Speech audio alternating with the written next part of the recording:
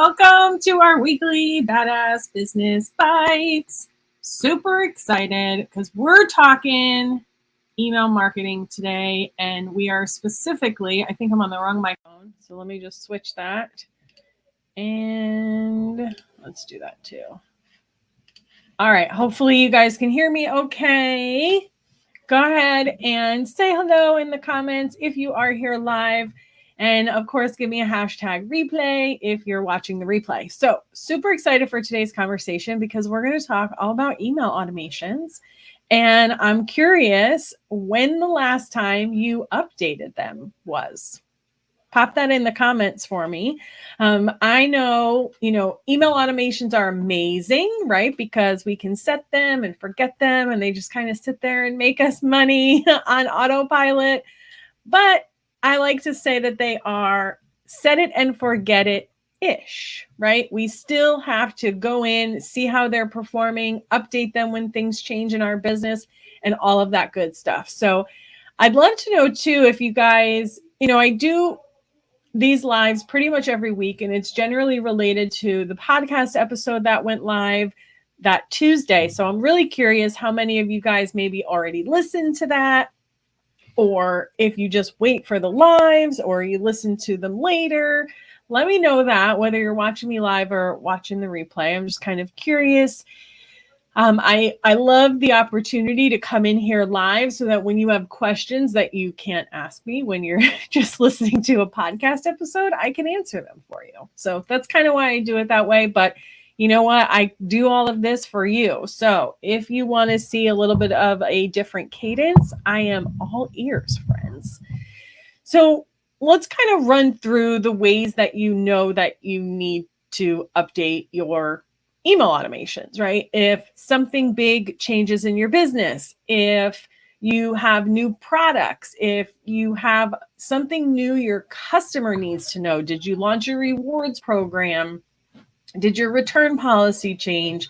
Anything that you generally communicate in email, if something has changed, you probably have to go in and update your emails and talk about it.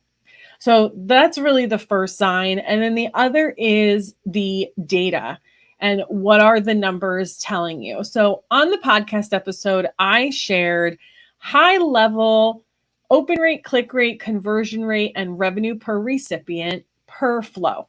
And that was like for the entire industry, all industries as a whole. But if you go and look at the show notes, I have it broken out by industry. So home and garden versus jewelry and accessories, for example, or it might be apparel and accessories. I can't remember exactly what it is. So if you're really ready to dig into the data, I do recommend that you look at those industry benchmarks, because what you're going to see is there are certain industries that are going to have much higher metrics than others. And it makes sense because it's different products and different customers, like especially with apparel, for example, because you've got new stuff launching all of the time. You're probably sending a lot of emails. People are buying seasonally, but then they're also, trickling in. So what is true for one industry may not be true for another, which is why I recommend that you do look at it that way. So I'm just going to type this in here so you guys can go check it out. And if you listen to the podcast, it's also in there in the show notes of that as well. But it is straight up just on, I'm going to actually show it to you here. Share screen. Let's go to, there we go, share. Okay, so what you'll see is broken out over each flow. So we've got your welcome flow here, and up top you have your overall benchmarks. And then we have it broken out over industry. So you can just kind of get a sense of how you're performing compared to your industry in particular, because that's going to change. right? The cadence of sending is going to change. The revenue per recipient especially is likely to change because people are spending more in, say, automotive. Not that I think any of you are in that industry, but naturally people are going to spend more money in the automotive industry than they are maybe in food and beverage, for example. So go check this out. It's ecommercebadassery.com/101. And these are all from Klaviyo, updated from 2021. So these are all 2021 numbers, and it's, based on the data that they have. So it's super, super helpful. But I would love to know too from you guys, and even if you're watching the replay, you can always, leave comments and questions and stuff here, and I'll come back and answer them. Happy to do that. But I'd love to know, just where are you at with your automations? How are your metrics? Do you feel like, okay, yeah, I guess I'm hitting these benchmarks, but I still feel like they could be bringing in more revenue? Or, oh, you know what? A lot has changed in my business. Maybe I need to focus on that. Maybe nothing's changed and you're just leaning on the data. So I'd love to kind of know where you're at with that. That just helps me create better content for you guys. But really, I like to look at this every 6 months or so. It doesn't mean you're going to be making huge overhauls every 6 months, but just kind of keeping your finger on the pulse of what's happening in there to make sure that they're always performing, at the optimal level. Is that the word? To support your business, because that's what they're there for. They're there to make you money, and that's what we want them to do. That's what I want them to do for you. So when we look at this too, in that episode, and we can talk about it here if you kind of have specific things that you want to focus on, or a specific flow that you notice really isn't performing, is I talk about different ways that you can improve each individual flow. And I just want to cover a couple of them here so that if you have questions about that, we can talk about it a little bit more. So for instance, in your welcome flow, there's definitely a lot of, I think, competing information on what that first email should be, how much about the founder should it be, how deep should it go. And in my experience, if you are delivering a discount code that you are going to, I just realized that this was not in the stream, so you couldn't see what I was showing you because I'm awesome. Yay, technology. I love that StreamYard doesn't automatically share, but I pretty much always forget to share it. So this is what you're going to see on the website, is everything broken out by industry like this. So it's pretty awesome. But, what you need for each flow is going to be a little bit different. So let's talk about the welcome flow.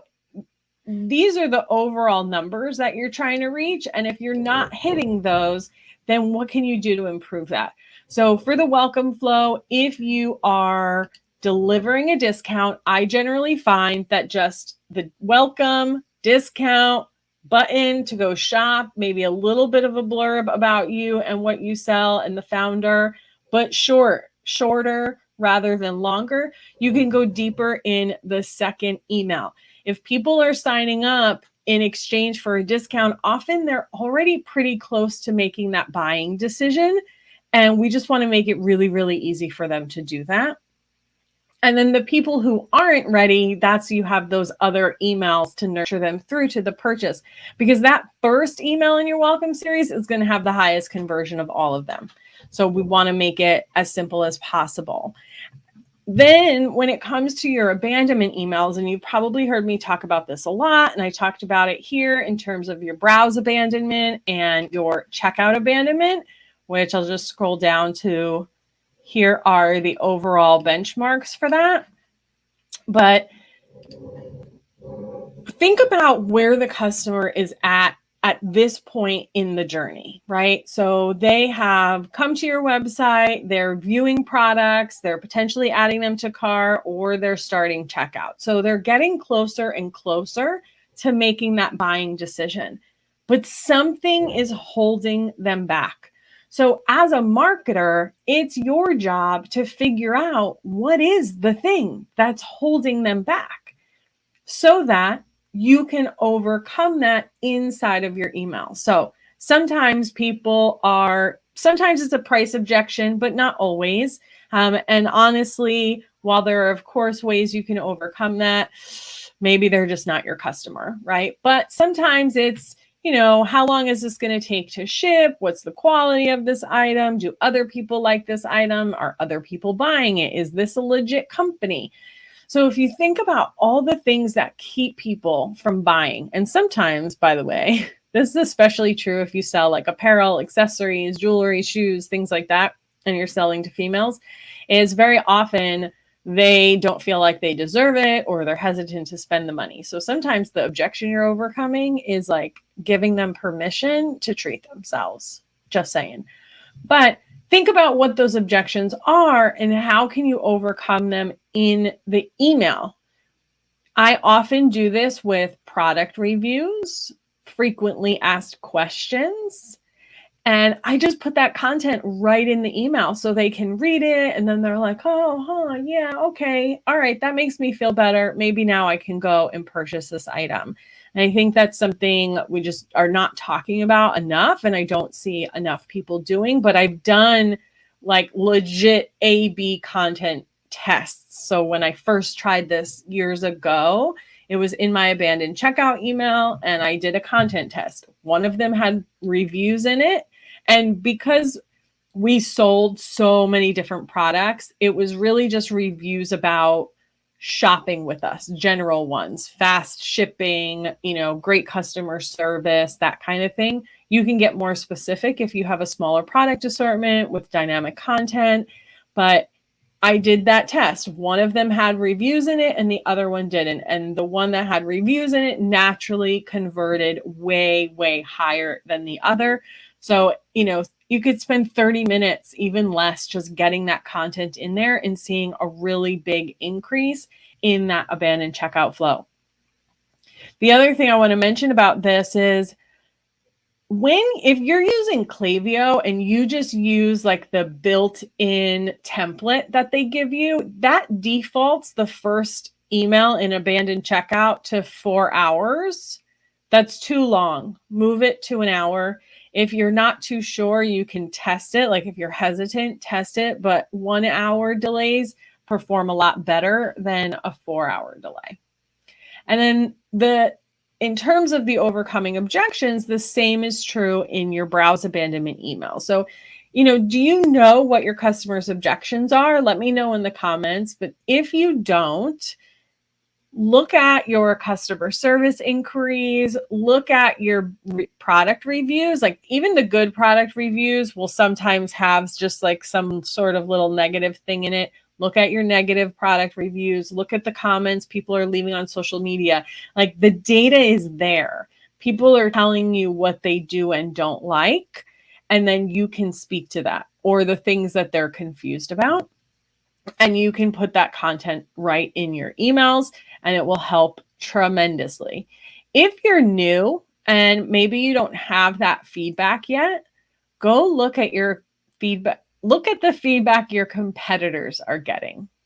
This is a great way to just get a sense of what your potential customers are looking for, what they do and don't like, how your competitors are getting it wrong so you can get it right. You can check out their websites, their social, look at their products on Amazon if they sell them there, because we know that there's a shit ton of reviews there. So much opportunity for you to gather information about them.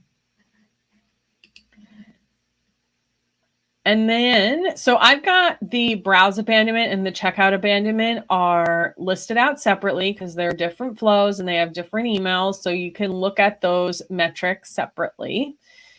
And then I also have some details on how you can make them better. And then we have the thank you flow. And as you can see on here, the conversion rate and the revenue per recipient are really low. But That's because it doesn't necessarily have a call to action to place an order. That's not what it's about. It's really just about nurturing. So, one, I want you guys to remember that email is not always about the hard sell. Sometimes it's about nurturing, connecting, deepening the relationship. Sometimes it's just about being top of mind, right? So when a customer is ready to buy a product like yours, they think of you first.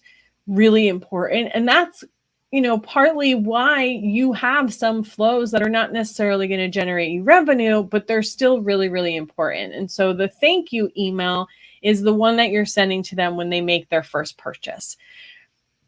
I set this up for a client. This was last year now. I don't remember when it was.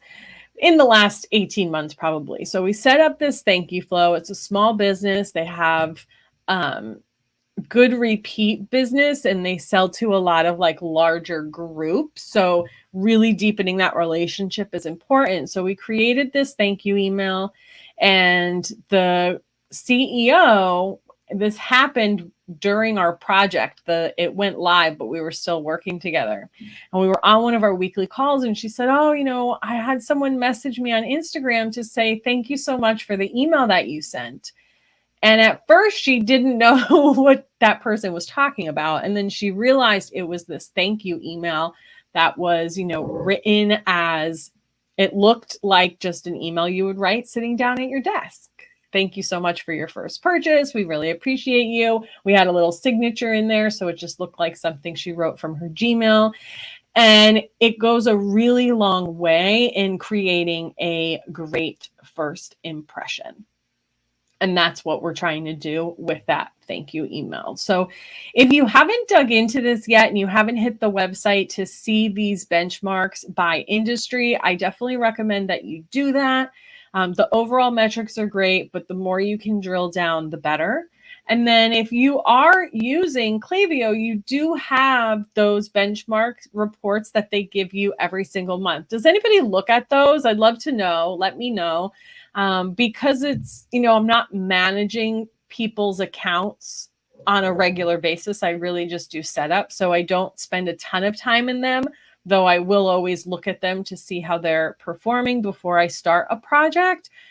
But I don't spend a ton of time in them.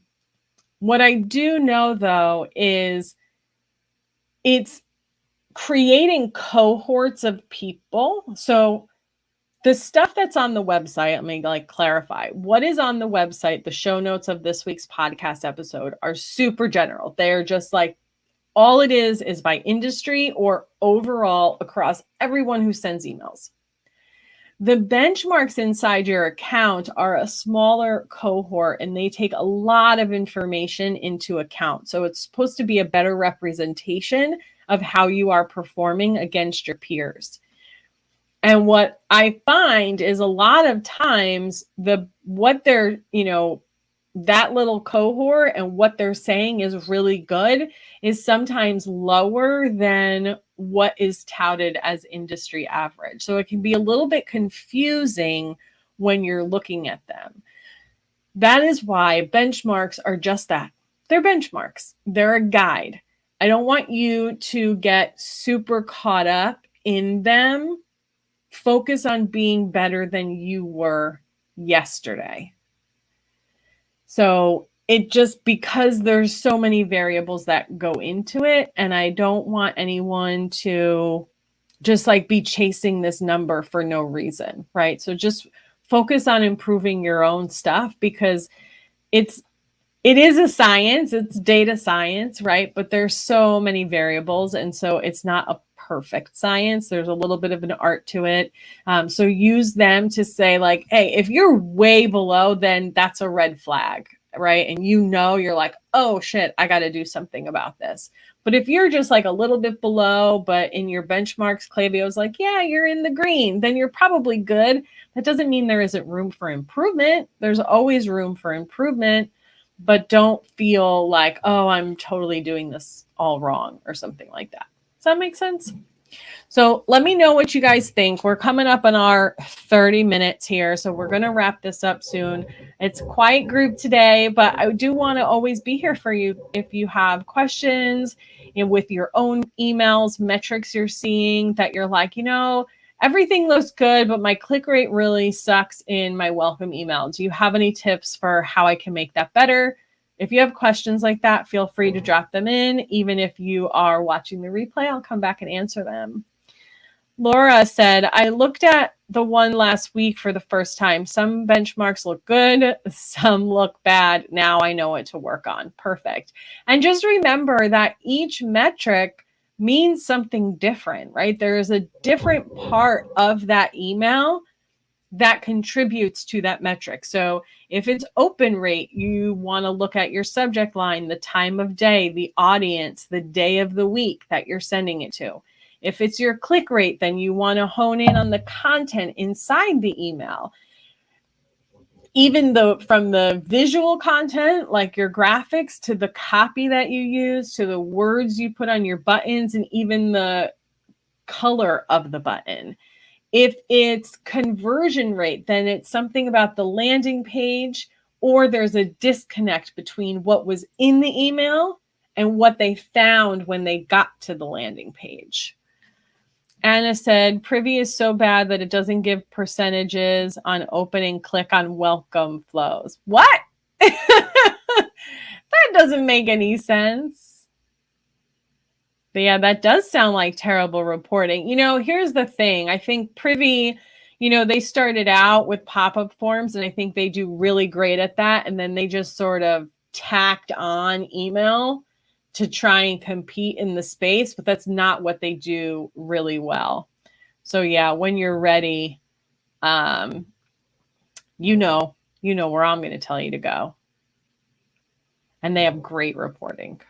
So Klaviyo will report not only for your entire flow, but on individual emails in that flow. So it's possible you have when I always recommend, and this is whether you're talking about email, your website, anything, when you are looking at those overall metrics, right? So in this case, you're looking at the metrics of your entire flow, or you're looking at your conversion rate of your website.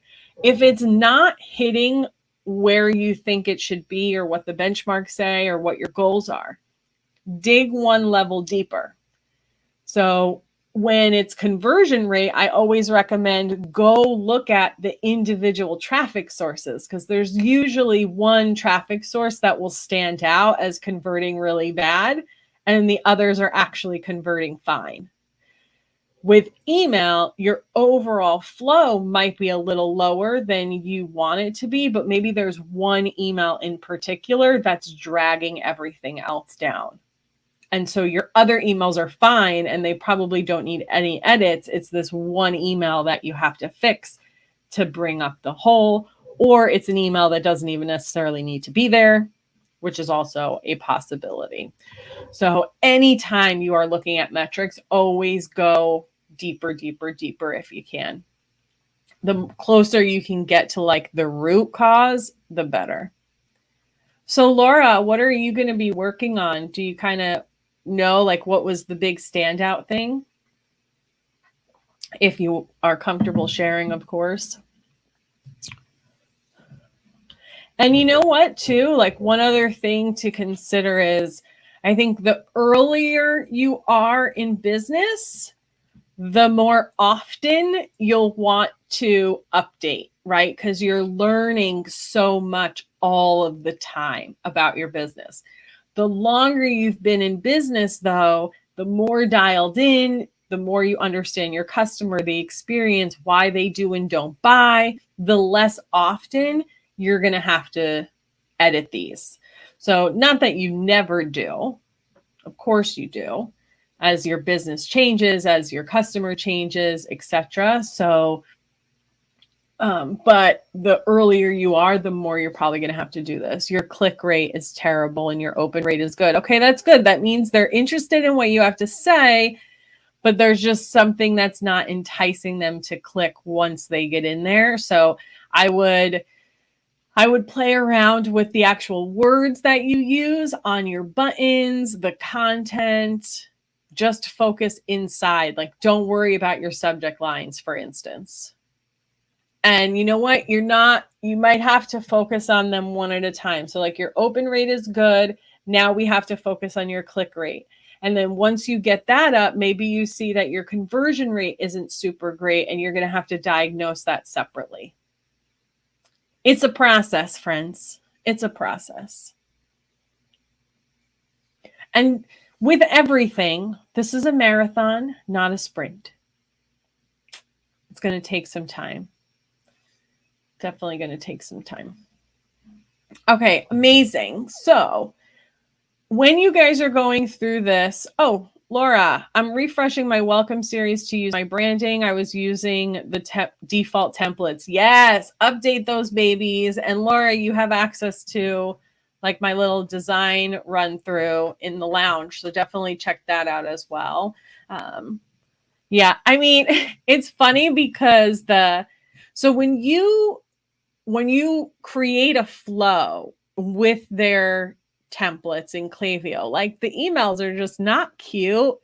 When you go to create a campaign, or if you are creating a template, I will usually use the Vision and Blues template as my base, and then I'll edit that one. But I don't understand why their flows don't have like one of those as the base. You know what I'm saying? Because they're like so simple. Especially if you're selling something visual like jewelry, right? Visuals are going to matter. I mean, pretty still doesn't equal profit, but it's going to matter a little bit more for you because you sell such a visual product. So it's going to be really important. Ow. Oh, just ripped that out of my ear. Okay. Amazing. So as you guys are going through that stuff, if you need support, you know where to find me. If you're watching the replay of this and you have questions, feel free to drop them in. It's been a long week. I can't talk today.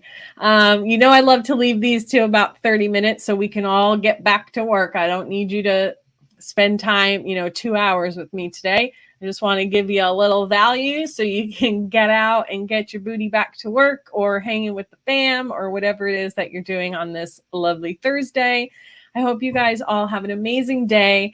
I know we have some new faces in here too. So if it's your first time with us, thanks for being here. Make sure you check out the guide section. That's where all my previous lives are. And I will see you back here next week. Same time, same place. Have a lovely day. Bye, y'all.